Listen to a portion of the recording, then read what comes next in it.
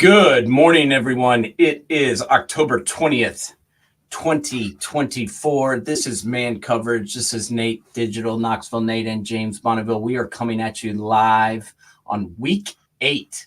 Is that correct? Week 8 college football?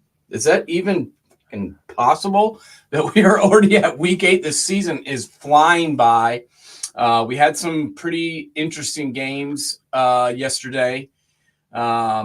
Lot to talk about. We're going to go over some of these games. We're going to talk about where we're at with the Heisman. We're going to kind of talk about who's impressing us, who is not, who's our coach of the year at this point. We're going to go into the state of the union with week 8 here. But the first thing we've got to discuss is obviously what went down last night in Austin, Texas. Matthew McConaughey was on camera all night long. Why do they show that guy after every play? I'm like, I don't understand. It's like the USC doing that whole song after every freaking first down. Dun, dun, dun, dun, dun, yeah. And Matthew McConaughey. I mean, it's like, yeah, we get it. I get it. He's from Austin. You're from Austin. You like Texas. You stand on the sidelines. Great. You know, it's like Michael Irvin going to the Miami game and standing on the sideline. It's like, dude, you blew coke your whole career at Miami. You don't even remember what happened. So I don't know, dude. It's just weird, but whatever. It was a pretty it was an interesting game last night. It was definitely interesting and fun to watch. I think this was a huge game for Georgia. 2 losses would not have looked good, especially since Bama has taken a turn for the worse, and we'll get into that in a minute. But I kind of feel like this was almost a must-win for Georgia.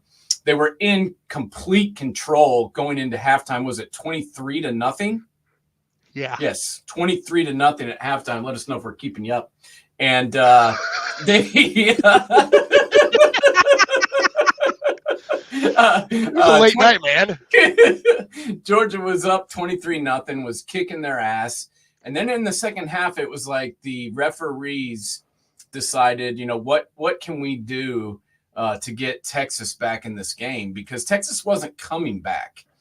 This whole game, to me, James, and I'm going to get your thoughts here in 10 seconds, but this whole game to me was Georgia's D-line. Every time, they're down 23, so all Texas could do, they couldn't run the ball. They had to throw it. And every time that it was a must throw down, Georgia hit, sacked, or disrupted the quarterback. And this has been what's been a really good Texas O-line. But to me, that was the whole game, was that Georgia's D-line was better than Texas's offensive line, and they freaking dominated their ass all night long.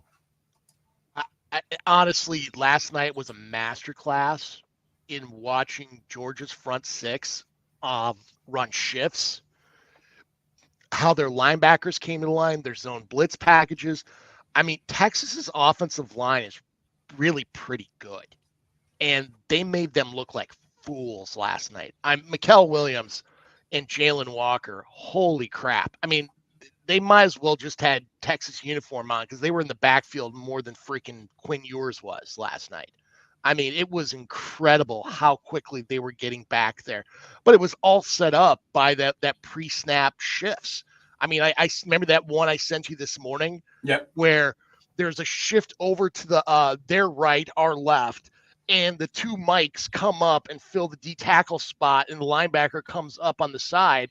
And then they freaking zone blitz out of that where a couple D linemen go back in coverage. And I'm like, it's almost like they timed the snap counts too as well, because they were doing it like literally a second before the snap. And you could see yours was he was confused from the get-go. Quite frankly, you could have Jesus Christ playing quarterback last night, and the pressure would have been real. It would have been real. They brought in Arch Manning, and he's a little more mobile than yours, but it didn't matter. It was Georgia won this game strictly on their defense. Carson Beck did not have a good game. Quite frankly, for a game that had 7 turnovers between both teams, you and I were texting each other last night. There could have been 20 interceptions. Like there were some that were just shocking that weren't picked. Yeah. Texas was getting ones that they shouldn't have got. I mean, it was just, they were impressive interceptions, but yeah, Georgia players dropped three balls that hit them right in the hands. Yeah. So they had, Texas had 4 turnovers, but honestly, they should have had 7 at least. Yeah. And Carson Beck was horrible. I mean, let's just be honest. That is the worst game I've seen him play. Worst all game. year. That was just what I was about to say. That was the worst game I've ever seen him play. He had 3 interceptions. He was 23 of 41 for 175 yards. That's 4 yards per pass average. I've never heard of that. In a big game like that where someone averaged 4 yards per completion. And honestly, those stats don't even tell the story. He was bad, but I don't put it all on him. No. Georgia's wide receivers weren't really getting open. No, they weren't. There's 4 of them in jail.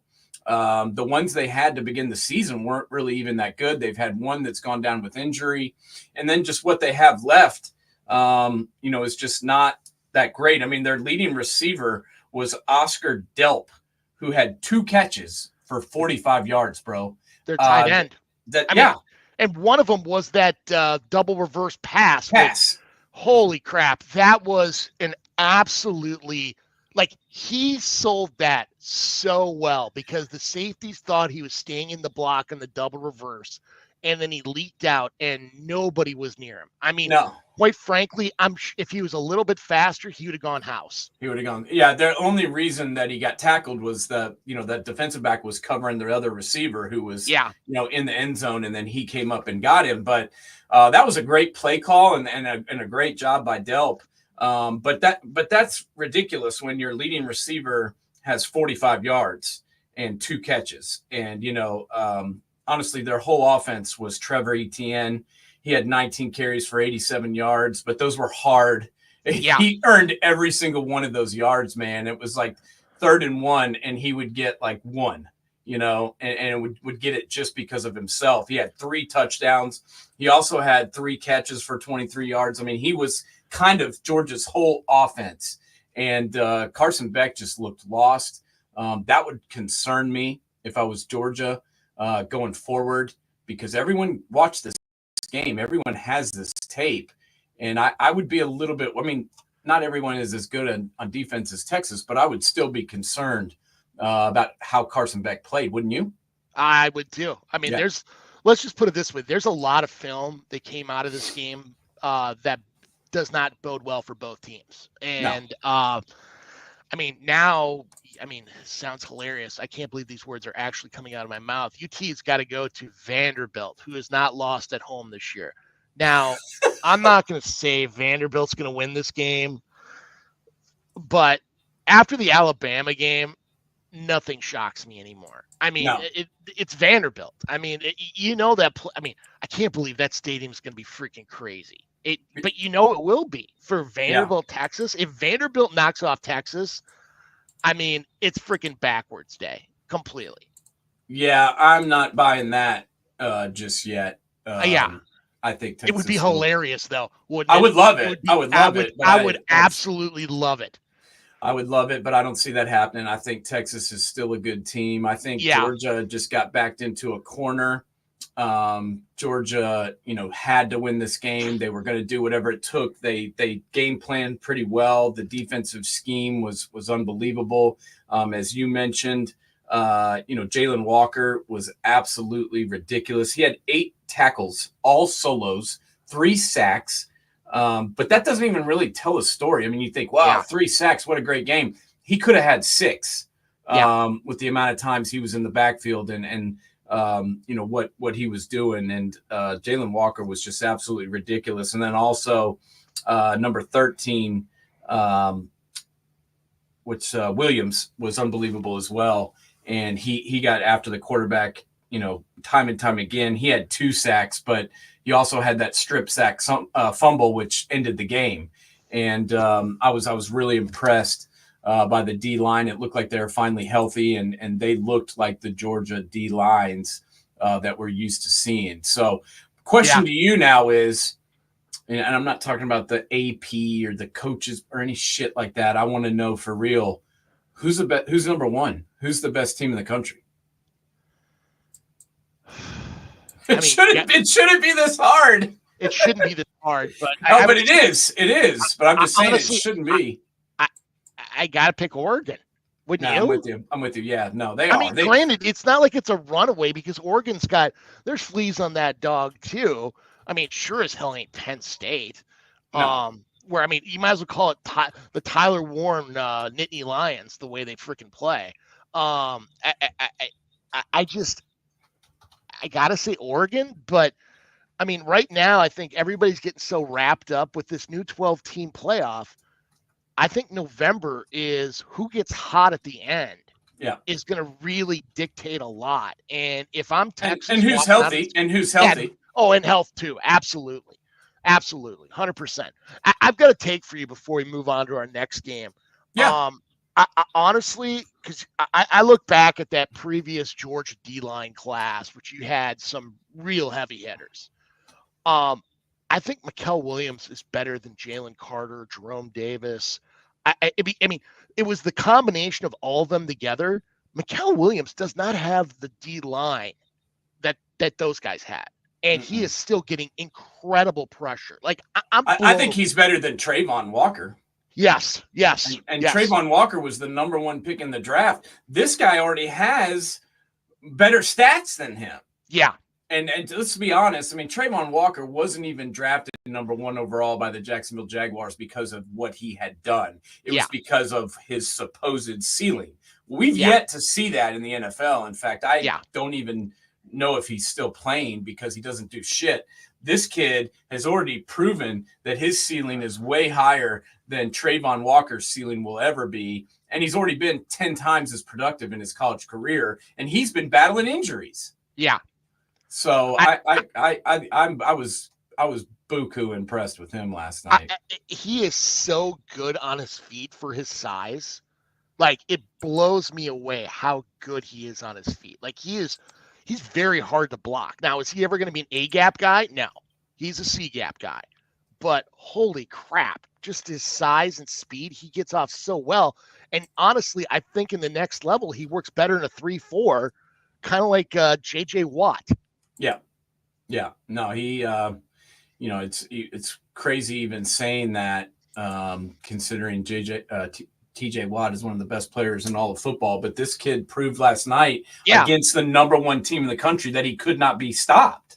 Yeah. So that's TJ Watt territory. I hate that we have to talk about this, but we do. What the F is going on calling the fucking targeting on every play? I mean, I don't understand. Like, the guys are going in to make a freaking tackle, and the offensive player just by instinct goes like this, and then all of a sudden their helmets hit, and then this guy's thrown out for 2 weeks. Yeah. Why do they not know when to call and when not to? And why do they persist on wanting to throw players out because they accidentally bang helmets? I don't understand it. Well, not only there was one where, and I can't remember where it was at in the game, but it was in the second half where the safety's head was already down, and the receiver, after the fact, after his head was down, lowered his head to the same level. Who gets knocked out of the game? The safety. I mean, number 17. I'm watching it. I'm watching it right now. The Texas player lowered his head, and then they throw out the Georgia player, and I'm like, he hit him in the head. So why is he thrown out? They don't know what they're doing. They're not sure how to call it, and it's a big problem because when you throw out the best defensive player on the other team, it's a huge issue. Well, I think the bigger problem, and I don't like ripping on the refs, but this was just brutally bad last night, was that they called a freaking pass interference after that pick, and then they picked up the flag after the fact. I mean, first of all, it shouldn't have been a flag. I mean, because if that's if you're going to pick up the flag on that, you better hell have picked up the flag last week on Jeremiah Smith, because it was the same damn thing. They were both ran into each other. You could have thrown on either one. It was incidental freaking contact. And then they had the gall to pick up the flag after the fan base starts throwing water bottles on the field. You and I both know every alumni group is going to be loading up, giving water bottles to every freaking student body. Absolutely ridiculous. Can you see Yeah, this, bud? yeah, Okay, so tell me right now, this is targeting? No, his helmet no, is to the side. He's yeah, making perfect form tackle. This is not targeting. I'm sorry, yeah, that's playing football. That's a great play. That yeah, was a perfect tackle. He didn't lead with his head. He slid his head off to the side. James, that is exactly how they teach you to yes, tackle. That is yes. how you're taught to tackle. So what is that guy supposed to do differently right there? What is number 8 supposed to do differently? I don't know. Honestly, it's gotten so out of hand. I mean, this is the targeting aspect is just it.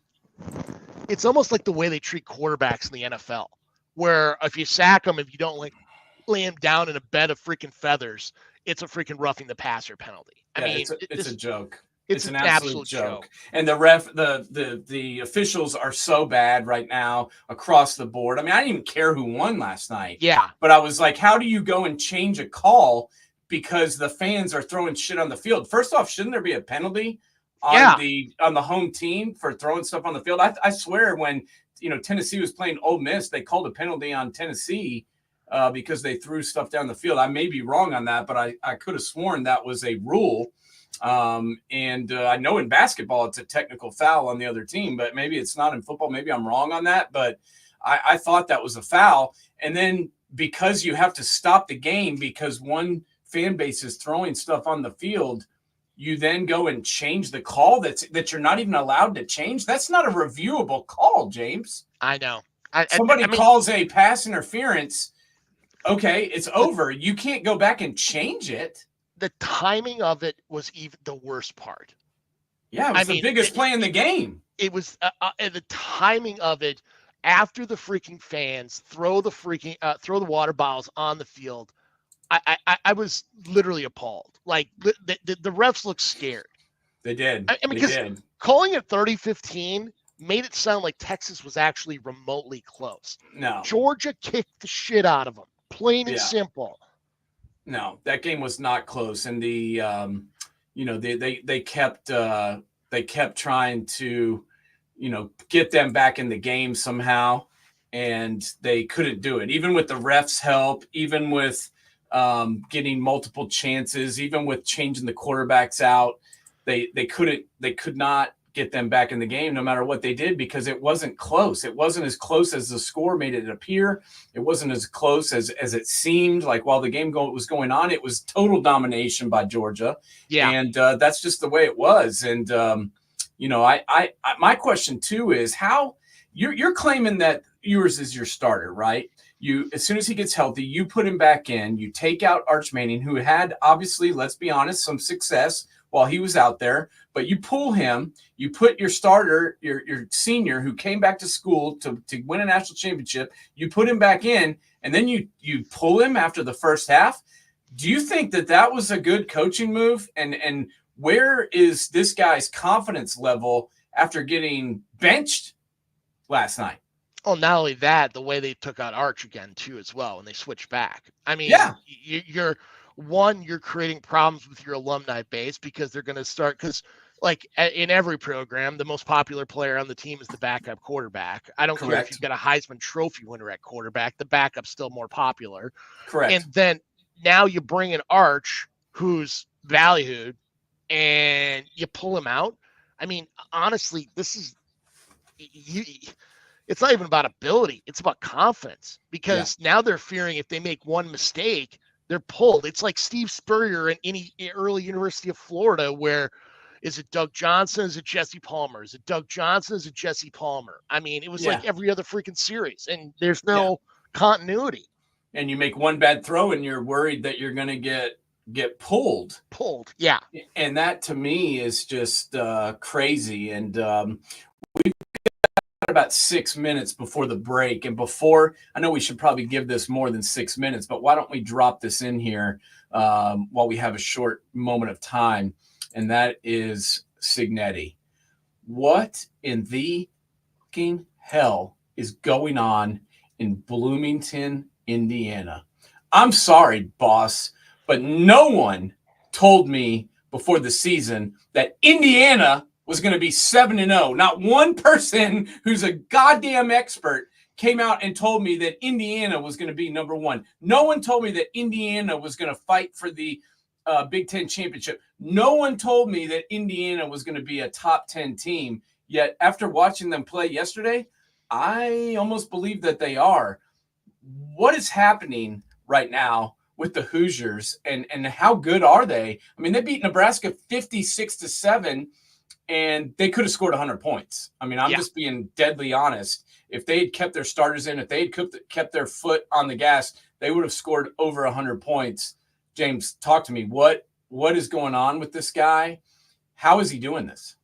Curt Cignetti is a winner. You know, people don't probably know about this guy, but he comes from the Nick Saban tree. Yeah. You know, this is a guy who wanted to be an offensive coordinator, but he was so damn good at freaking being a recruiter. Guess what? He had zero chance of ever becoming a freaking coordinator, because what's the lifeblood of every college program? Recruiting. And he bet on himself and left Alabama after the national. I mean, this is a guy who brought in Julio Jones. Like, you look back at his recruiting acumen at Alabama during those first 3 years, it was literally the foundation of what really took off at Alabama. And he goes to the Indiana University of Pennsylvania, not a 1AA school, a Division II school. Kicks ass. From there, moves on to Elon. From there to James Madison. From there to Indiana. Now, what shocked me the most, I knew offensively, especially when they brought in Curtis Rourke from Ohio. Yeah. I thought they were going to be good offensively, but I thought they were going to struggle defensively. Holy crap. Their differential is 245-point differential. 245 points. That is crazy. They made Dylan Raiola look like a scrub, bro. I mean, do you look at the rest of their schedule? 5 games left. 4 of the 5, they're going to be picked to win. Only the Ohio State game, they're not going to be picked to win. I'll tell you what, you know me. I am an Ohio State homer, and I admit it every day on this show, but I have to be even more honest with you. I'm not sure our defense can stop that offense. I mean, I don't know if anyone can. And from what I hear, the injury to Rourke is not serious. A guy that's close to the program told me yesterday he just ripped his the nail on his thumb off, and that was the only issue, that there's no broken bones or anything, so he should be okay. And I don't know how you stop this kid. I mean, he is dialed in. He looks like he's been playing in this offense for 20 years, and he's just making decisions. I'm really impressed with what I've seen out of this team so far. What they've done in the transfer portal is freaking amazing. I mean, Curtis Rourke is, if you're a real football junkie, you'd know about his brother, who's a starting quarterback in the CFL. His middle brother is a quarterback. I think he's on the practice squad for the Cowboys. I mean, really good quarterback family. I think Curtis is the best of the bunch. And you never got to see him much last year because he was hurt a lot for Ohio. But holy crap. I mean, he's just doing so freaking well. But you look at that roster down the line. I mean, this is a team that literally did an incredible job. I mean, bringing Justice Ellison in. I mean, there's so many guys they've got from lower programs, especially a lot from this James Madison crew. And look what they're doing. They're winning. And it's not like it's some fluke. They're kicking the crap out of people. I mean, Justice Ellison was getting 500 yards at Wake Forest last year. I mean, I knew about him, but I didn't realize the ceiling this kid could have. Yeah. He is a great running back. He had a hell of a day yesterday. He just made the Nebraska defense look like Swiss cheese, and it wasn't even close. And I'm not to beat a dead horse here, but I'm going to. Because we were already talking about the referees, and we're gonna have to talk about it some more, because this is just absolutely ridiculous.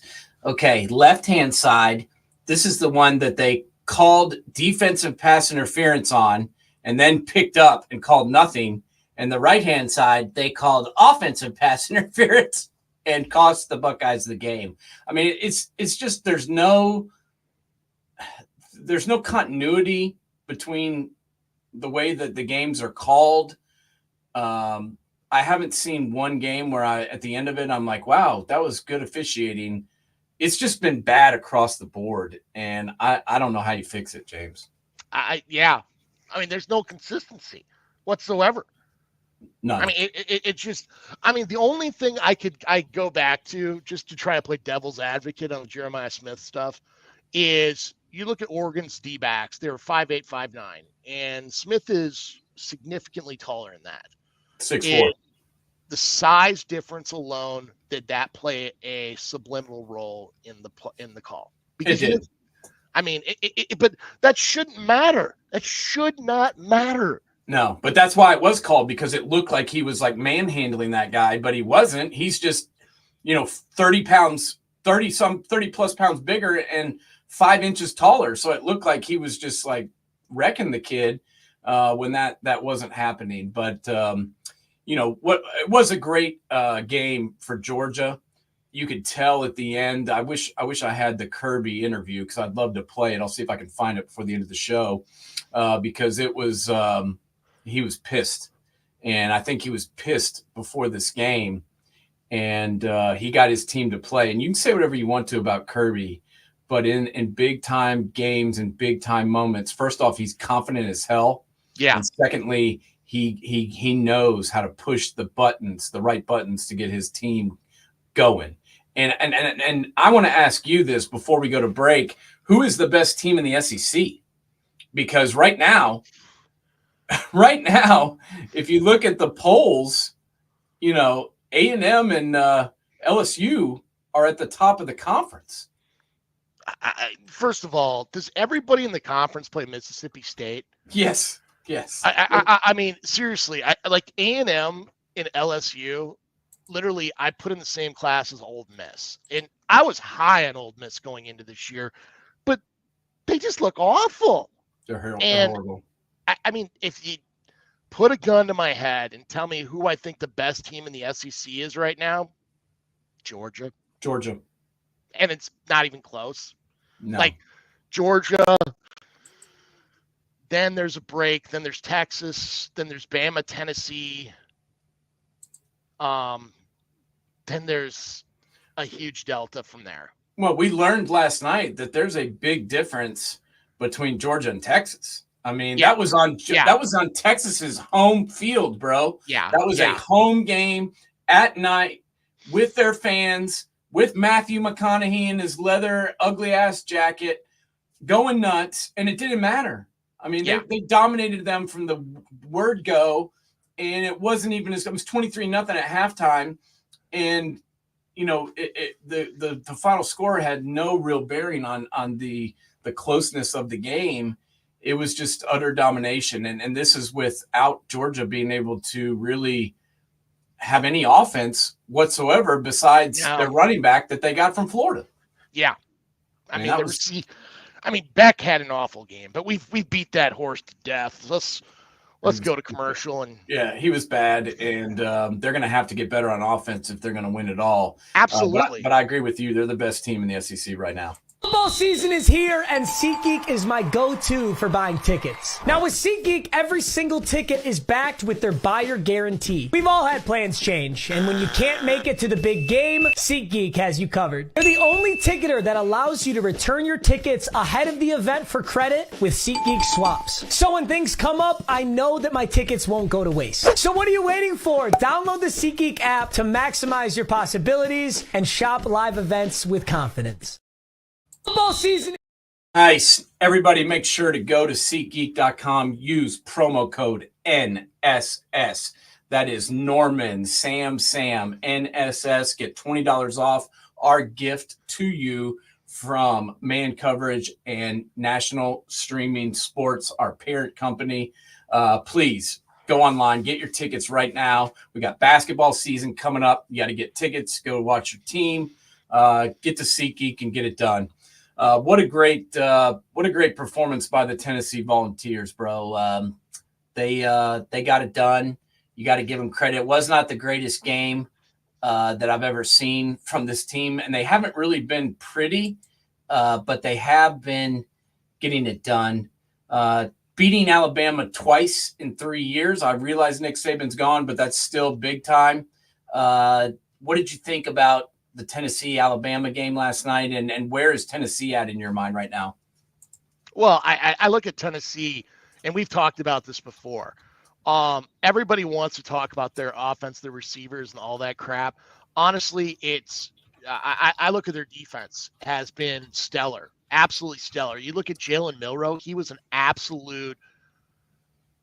He was a mess. I mean, this is a guy that 3 weeks ago we were talking about as possibly the Heisman Trophy winner, and they made him look silly. I mean, some of those pass plays, he wasn't even remotely within the area code. I mean, forget zip code, area code. And then you turn around on Tennessee's offense.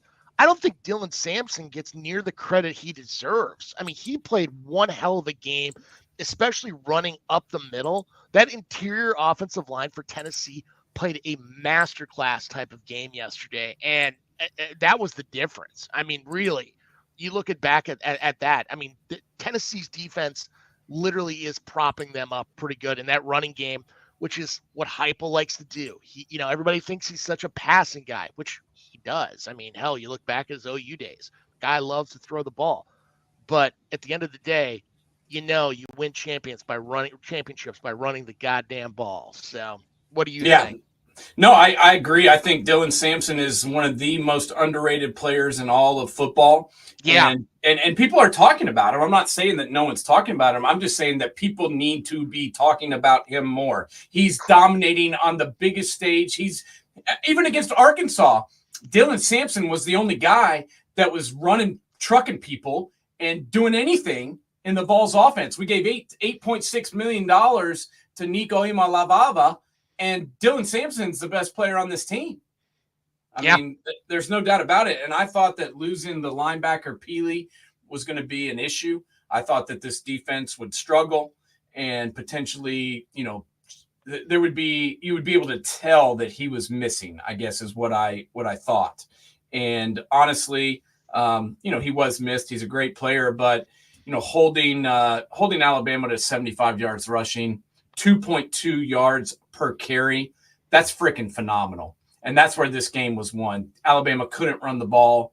Jalen Milroe had 14 carries for 11 yards. By far the worst game I've ever seen him running wise. And, that was where the game was won and lost, in my opinion, was at the line of scrimmage. Absolutely. Bama had 75 yards total. Tennessee ran for 220. So look at that, 220 minus 75. That was where the game was won and lost, in my opinion. Am I wrong? I mean, you look back at the DNs of Tennessee. Their whole job was to contain and make Milroe a pocket passer. And when he tried to go step up in the pocket, those D tackles were very committed to keeping their space. No one was going to try to go out and make a freaking hero play. It was make Milroe throw the ball to beat you. And if it's going to throw, and they're going to throw to Ryan Williams. And Williams was really much a non-factor in yesterday's game.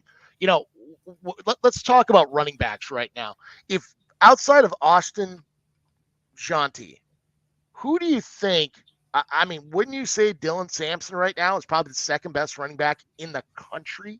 I would say that. And I'm biased, and I love Travion Henderson and Judkins because I'm an Ohio State fan. But Dylan Sampson's better than both of them, and he is besides the Boise State kid.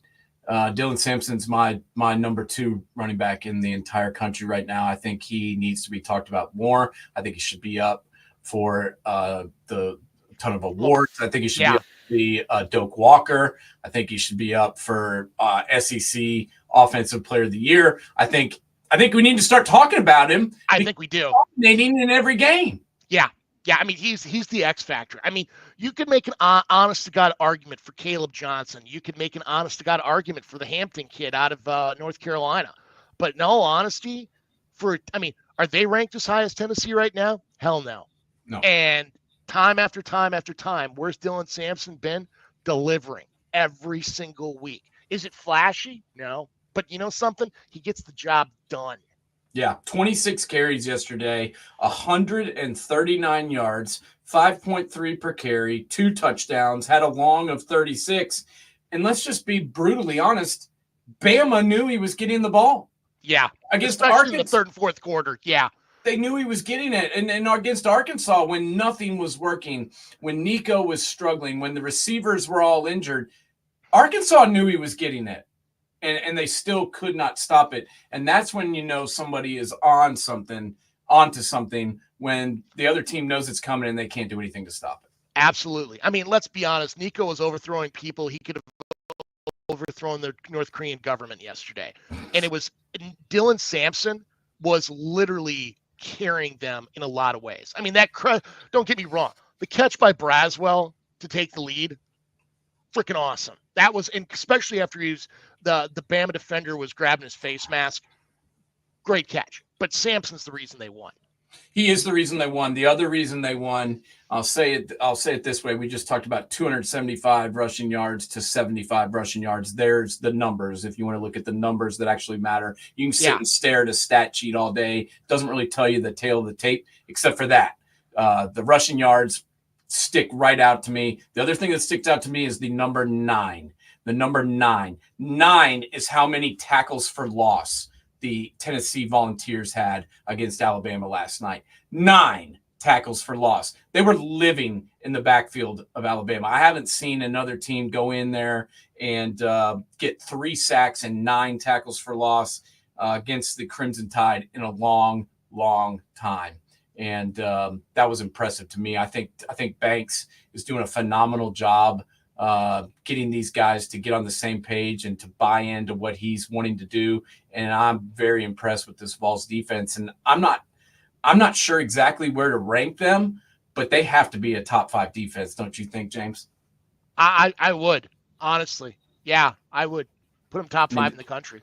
They're getting interceptions. Will Brooks, the kid that used to be a walk-on, I believe, he got the interception to close the game out. He also made a huge play. I don't know if you recall, but it was somewhat late in the game, and Milroe did like a quarterback sneak where everybody thought he was going to dive straight forward, and he stepped back and waited for the guys to pull, and then he went the way he took the spot of the pulling lineman and ran left. And if Brooks hadn't stuck his arm out and tripped him, he was going for 6. And so that kid was big last night, and that was a huge win for Tennessee, and means a lot for them moving forward. I mean, this was a game where a lot of people, I think, penciled in a loss for the Vols, and it was not to be. Yeah. I mean, they showed up. That definitely.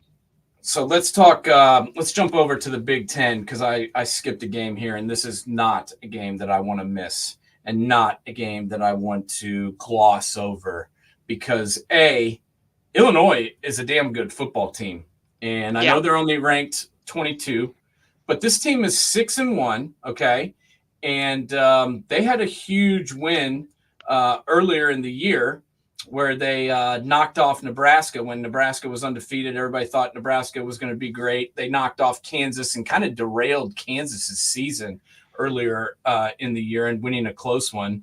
Their only loss so far is to Penn State, and they lost 21-7, but that game was closer than that final score was. And they did get beat and, lost by 2 touchdowns, but it's still, isn't as bad as maybe it looks on paper to me. And yesterday they play it pains me to say it, but they played the Michigan Wolverines, and they kicked the shit out of them. Defending national champion Michigan. Yeah. I guess it's hard to believe that this is the team that dominated college football last year with cheating and doing whatever they wanted, and won the national championship, because they don't look anywhere close to that now. Talk to me a little bit about Illinois and where they're at, and also where the other team lies. This was a perfect game for Illinois, especially putting it home. Bielema, you look back at his Ryan Walters red defense, now Aaron Henry. They want to shut you down on the running game and make you beat them through the air. Well, what's Michigan's biggest problem? Outside of Colston Loveland, who the hell are they going to throw the ball to? And Shaq Tuttle struggled mightily. I mean, they had 3 yards a carry on 30 carries. I mean, calling this 21-7 makes it sound somewhat close. Illinois really had their foot on their throat for most of the game. It's not like their offense played that well. It's Illinois' defense is legit, absolutely legit. And there's no stars. They just know how to play ball well. If you're going to beat them, you got to beat them through the air. They will not let you beat them on the ground. That is definitely true. And, one thing that we have to talk about is the Michigan quarterbacking. I mean, this is what your quarterback is doing. Yeah. I mean, what in the hell is that, James? Talk to me. What is this? He throws it right to this guy who's standing in the middle of the field. I mean, they cannot. The best pass all day was thrown by Donovan Edwards, and he's their running back. Yeah. So I don't know. I just keep watching this play over and over again. And the first thought is, what the hell are the Illinois team wearing? Those are the worst uniforms I've ever seen in my life. It was the 100th anniversary of the opening of Memorial Stadium when Red Grange had his 6-touchdown game against Michigan. That's why they did it. But I know, but they should have looked in the mirror before they walked out and said, God, we look ridiculous. Correct. Because it's, 100 years have passed for a reason, and we don't wear shit like that anymore. That looks awful. And, I'm not sure which is worse, their uniforms or that throw right there. I mean, this kid had enough time to stop, put his hands in front of him, and make the perfect catch, because that was the worst pass I saw all day long. I mean, Michigan's offense is just a train wreck. Who is the starting quarterback? Because they play a different quarterback, it seems like, almost every week, and I don't know which one is good.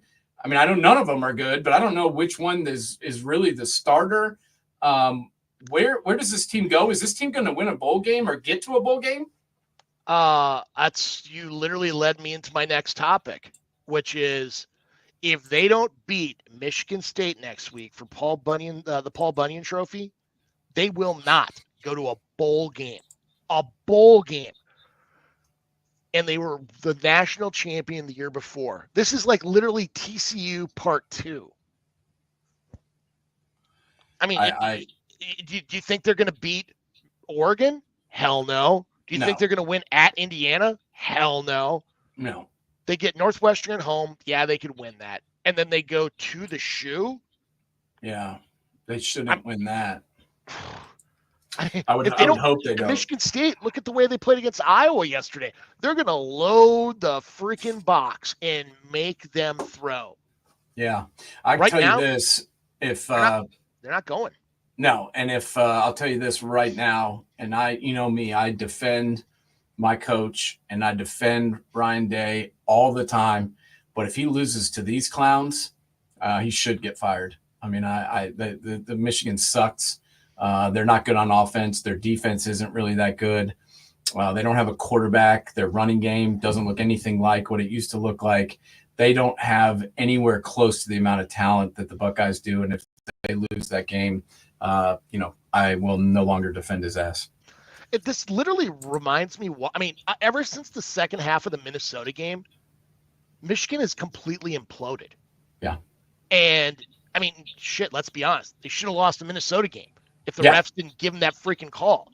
I mean, they called the guy offsides on the onside kick, and he wasn't offsides. I sit there and I'm like,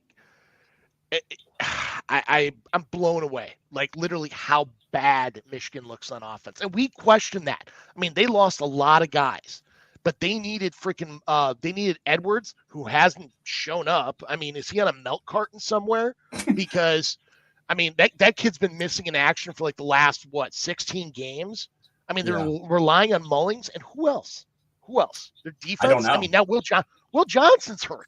I mean, their defensive backfield's a freaking mess without Johnson. Yeah, he's their best player on their entire team, and missing him is going to be an issue for sure. And we know what Michigan is. We know what a lot of these teams are now. I mean, we're at week 8. We've got a pretty good idea of, well, I say that some of these teams we have no clue, but on most of these deals, we have an idea of where these teams are. I got to be 100% honest with you. I don't know how good Miami really is. I don't think I just think they're one of the most overrated teams in all of football. Their schedule is a freaking joke. I know everybody's jumping on the Cam Ward bandwagon. I'm not going to sit here and tell you he's not good, but I just think that the Canes are one of the most overrated teams in college football right now. Where are you at with the Canes and the game yesterday? I mean, how can you tell me that their defense is good when they give up 45 points to a Louisville team that's struggling? Or 38 points to Cal, or 34 points to Virginia Tech. I mean, thank you for expounding upon my point. I mean, honestly, I look at their schedule. What's their best win? Louisville? Louisville. It has to be Louisville. I have no idea. I mean, like literally their toughest game, it looks like, is going to be against Clemson for the ACC title. And if they get a berth, holy crap, man. I mean, don't get me wrong. Cam Ward is good, but the rest of them, I mean, how are they not using Dennis Martinez more? Like, literally, that kid's a stud, and they're barely using him. Yeah, I mean, Damian Martinez only had 12 carries yesterday, and he went for 89 yards. So that's 7.4 yards a carry. Why are you not running him more? I mean, you're having trouble stopping the other team, obviously, trading touchdowns back and forth. How about keeping the other offense off the field? I mean, it's just like they want to throw it every time. Yeah. And I don't understand that. And then, Mark Fletcher is a good running back too. He was originally committed to Ohio State. Yeah. He's a good running back too. I would ride these two guys for sure. And I know they combined for over 30 carries, so that's good. But I'm just saying I would have ran the ball even more and tried to slow this game down. But it's like they want to see how many points they can score, and they don't care how many the other team scores. It almost appears as such. And I'm not buying it. Everybody wants to rip on people's schedules and talk about who they played. Who the hell has Miami played? I mean, nobody. Yeah, and nobody. I'm. It's not going to help them when they get into this 12-team playoff, because you're not gonna breeze through this playoff and get to the national championship game, with some great draw. I mean, you're going to have to beat several good teams. Well, I don't know if they're prepared to do so. What if an Ohio State comes to town, and Oregon comes to town, and Indiana comes to town? I mean, you and I both know they're going to run circles around them, circles. And quite frankly, they're not going to win the ACC. You and I both know it. Clemson's going to win. And everybody's discounting Clemson because of the loss to Georgia at the beginning of the year. Guess what? Georgia's got a good defense. Yeah.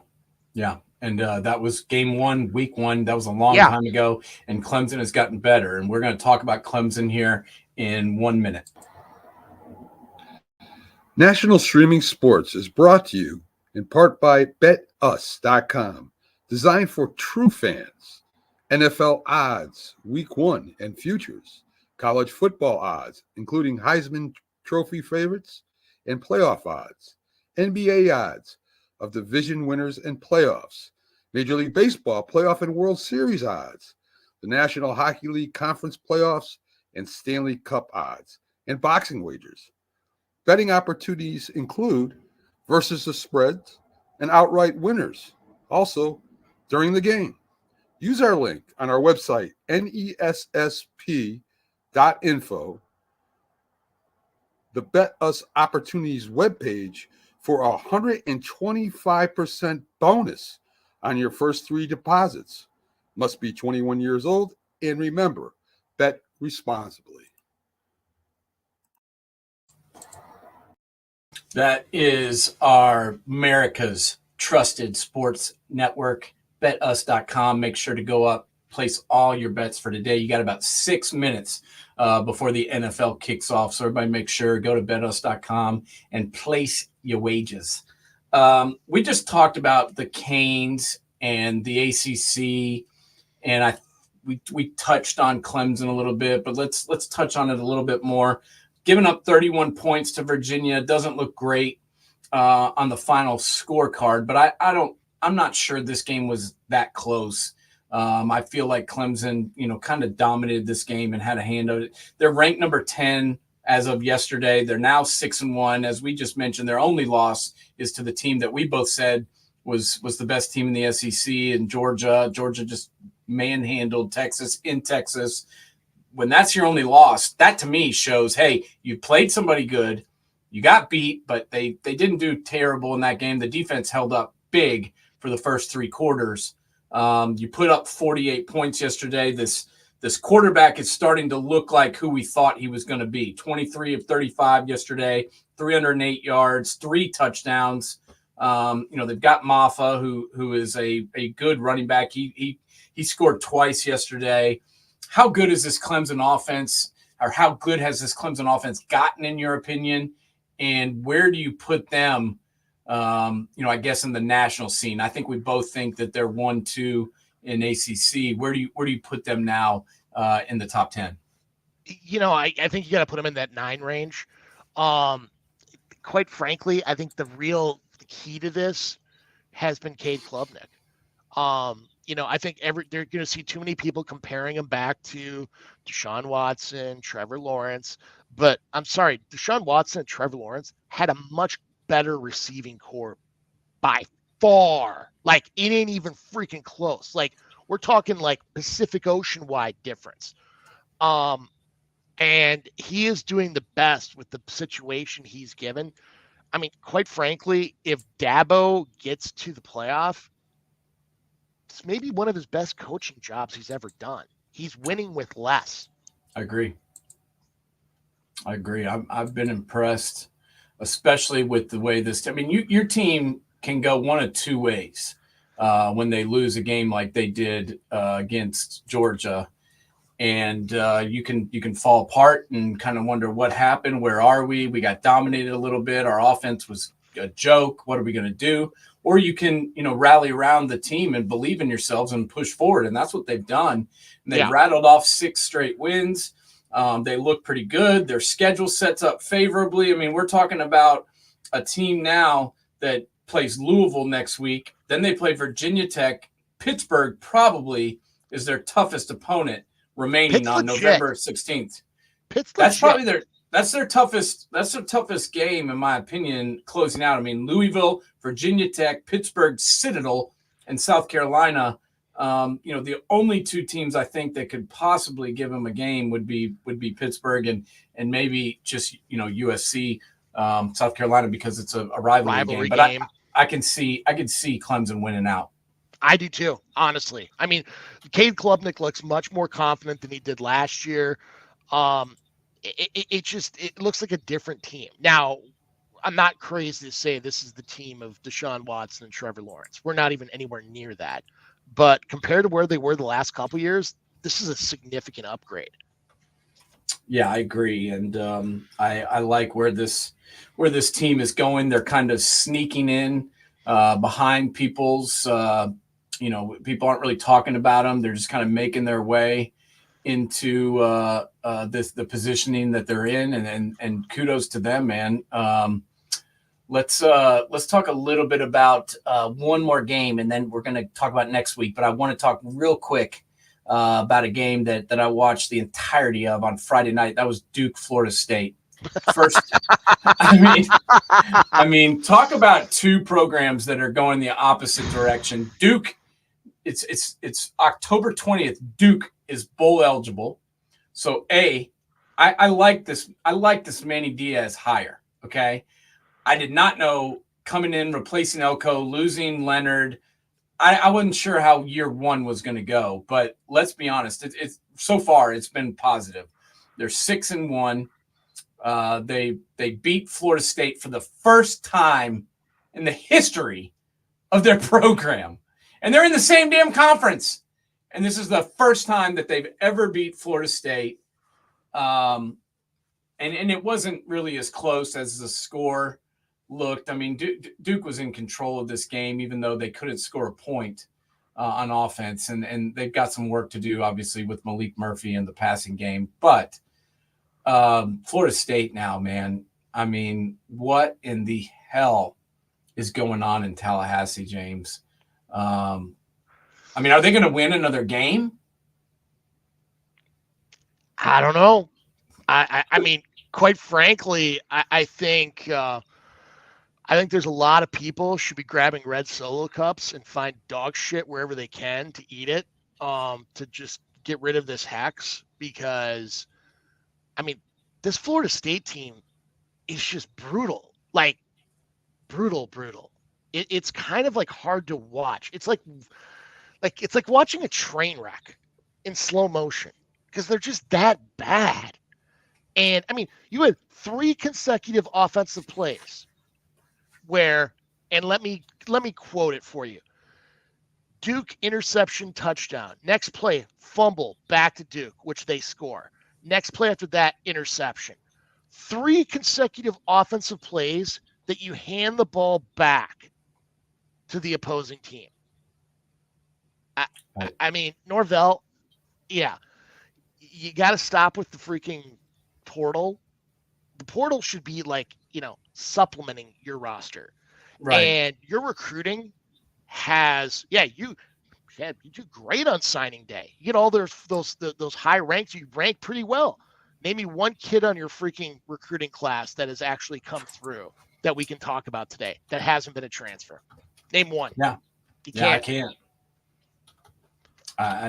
It's not good. And, it makes me think, after watching last year's team and then watching this year's team, it just looks to me like last year they just had tons of talent. And a lot of those guys are now gone and have moved on. And now it's like we have, some decent players, but nothing great. And the coaches just don't even know what to do. Yeah. And it looks like to me that it wasn't really coaching last year. It was talent. And now they're lost. I mean, am I off base with that? I honestly, Jordan Travis, I thought was a special player. Like, yeah, I did too. I mean, he grew up in front of our eyes. Yeah, I that was a guy who I was like, why are you even playing football, to the point where he was a Heisman Trophy candidate. I was blown away at his maturity. Now I look at the schedule, and do you think people on Florida State's fan base were going to be circling Charleston Southern as the game they're looking forward to watching? That might be their only victory. That's for damn sure. So, but if you're going to bet on it, you know where to bet. BetUs.com, and you need tickets. SeatGeek, NSS, baby. NSS, use that code and get in there. That's our gift to you. Sorry, had to do a little cross promotion there. I like it. No, I like it. I like where your head's at. It's and we talk about Florida State. I mean, disappointing is not even the word to say it, but I think we have to talk about some other teams that are beyond disappointing as well. And the first one I'd say is Oklahoma. They are disappointing. It's not even really a word you can use to describe it. However, their offense was god awful, even when they were winning, and people had them ranked. I mean, they were ranked in the top 15, James, and me and you both were like, why is Oklahoma ranked that high? We're like, they're not that good. They're like, they have a decent defense, but their offense is horrible, and they're way, ranked way too high. And obviously after getting pistol whipped by South Carolina yesterday, I think people are realizing that we were correct on that. And then you've got USC, who's paying their coach $12 million a year plus side, plus whatever he wants. And this guy can't win a goddamn game, James. I mean, I talk to me a little bit about Oklahoma and Coach Venables and where they are, and then also Lincoln Riley and where USC is, because I just think both these programs are going the wrong direction, and I'm not sure if either one of them is buying into what their coach is preaching. OU has a ton of injuries on offense, especially at the receiving core. But I mean, when you give up 21 points in the first 6 minutes of the game, that's not an injury problem. That's a locker room problem. That's a team that just doesn't want to be there. And I hate to break it to you, but I mean, I know everybody, like, they do this with Miami and Texas and Nebraska, but Bob Stoops is no longer the coach, and Barry Switzer's in his 80s. This OU team is not good, like not good at all. No. And it's kind of embarrassing when everybody's propping them up as like the second coming, when this is just a very bad team. Yeah. I mean, both these teams, it's like if Oklahoma was removed from their jerseys, you would put this team in the bottom tier of college football. And same with USC, especially with the way they're playing right now. If we didn't hear that song playing every 5 minutes, we would not think this was a USC program. The difference is SC's got talent. That's the thing.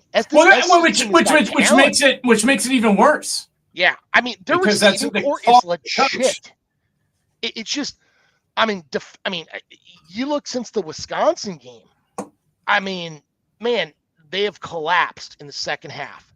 Every single game, to Michigan, to Minnesota, to Maryland. I mean, that's the one that's shocking, is to Maryland. That's a game where they matched up incredibly well with, and they allowed Maryland to come back and beat you.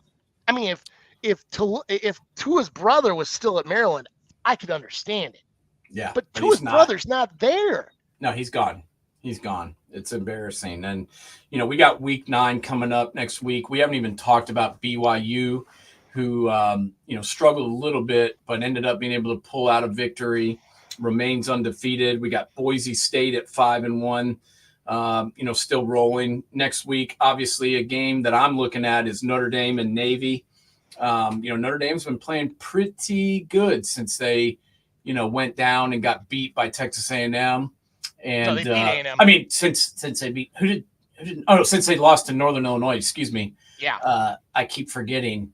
I keep thinking they lost to somebody good, but they did not. Wait. We're not going to rip on Maction now, are we? Come on. Well, I'm just saying they've looked pretty good since then.